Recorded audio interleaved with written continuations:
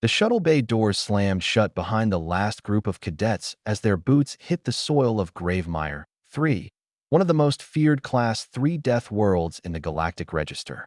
A toxic jungle in perpetual dusk, venom in the air, teeth on every branch, and roots that strangled anything warm. Alien cadets trembled the moment they landed, except two humans. Nick stretched like he'd just stepped onto a warm beach. Perfect weather. Smells like a barbecue, he said.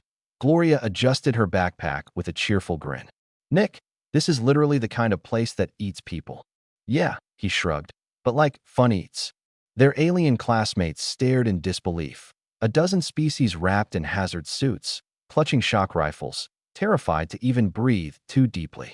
The academy had dropped them here for survival training. 3 days. No reinforcements. No extraction until they reached the signal beacon at the far end of the continent. For most cadets, this assignment was a death sentence. For humans, it was a homecoming day. Owen Tarsic, a scale-plated reptilian cadet, hissed at Gloria. Humans should not mock danger. This world kills for sport. Humans do that too, Gloria replied casually, picking up a fallen log to check for edible mushrooms. We call it nature. Nick had already climbed a tree to gather thick purple fruit. Catch, he yelled, dropping several toward their group. One hit a four-armed Vankri cadet square in his face. It made a loud ponk. The alien fainted. Oh right, Nick muttered. High-impact fruit.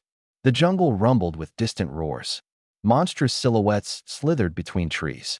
A cluster of glowing insects buzzed overhead like tiny, winged knives. Every alien looked seconds from crying. Nick took a deep breath. Spring air. Gloria corrected him. That's methane with nerve agent spores. Spring break.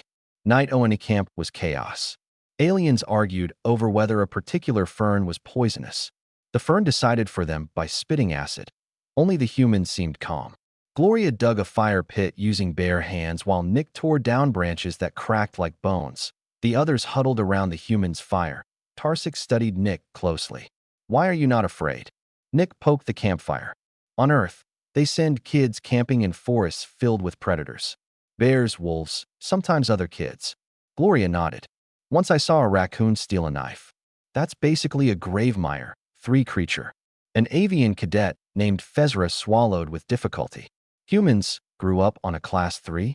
Class 4, Nick corrected with pride. The aliens recoiled as if he'd announced a war crime that day. The trek toward the beacon grew brutal. The ground shifted under each step, the planet itself trying to swallow them. Twice, giant vine beasts erupted from the soil. Nick pinned one using a fallen tree as a bat. Gloria flipped another with a judo throw she learned in middle school. Even the wildlife seemed confused. Nick, why are they so squishy? Gloria, maybe evolution here isn't finished yet. Fezra flapped desperately behind them. They are apex predators. Nick pointed toward a snarling creature the size of a car. Those? We call that a Tuesday dog. The river of Tach at noon. They reached a river that churned like boiling water. Dozens of razor-finned amphibians snarled beneath the surface. The aliens froze.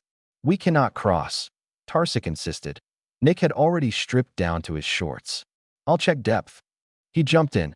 Chaos exploded, snapping jaws, roars, splashes of bloodlust. Then Nick popped up casually. Knee-deep. And the fish are ticklish.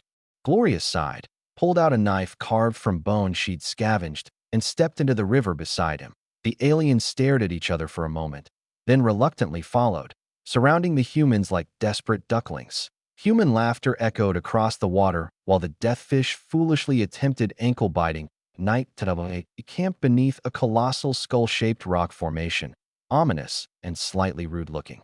The aliens finally spoke openly. Fezra, humanity should not exist. Nick roasted a spiked bug on a stick. Yet here we are. Gloria leaned back, eyes on the alien stars. We survive because we adapt. Earth didn't give us a choice. Tarsic looked at her, voice trembling. How many threats does your home have? Gloria counted on her fingers. Microbes, predators, weather, each other. The planet itself tries to kill us sometimes. Earthquakes, volcanoes, tsunamis. Nick whispered, mosquitoes. The aliens shuddered more at that word than anything else. Day 3. The herd of thunder shook the land as a stampede barreled toward them.